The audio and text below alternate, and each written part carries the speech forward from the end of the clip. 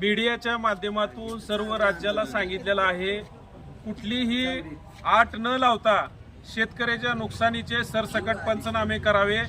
परंतु महसूल खात्यामार्फत जी पंचनाम्याला यंत्रणा आहे त्यांच्याकडून मात्र शेतकऱ्याला वारंवार वेठीस धरण्याचं काम सुरू आहे।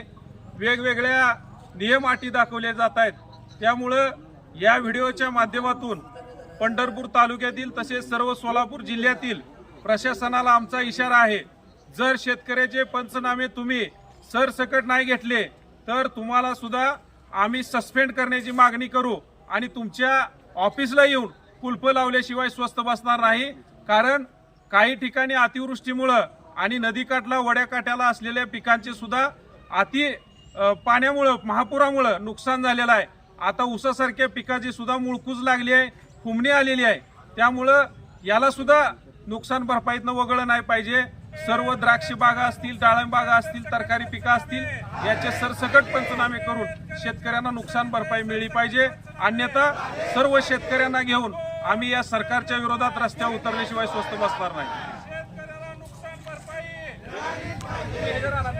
काय सांगितलं तुम्ही ह्याला? नाही तुम्ही नुकसान झालं नाही म्हणलं ते रानात जाऊ। नुकसान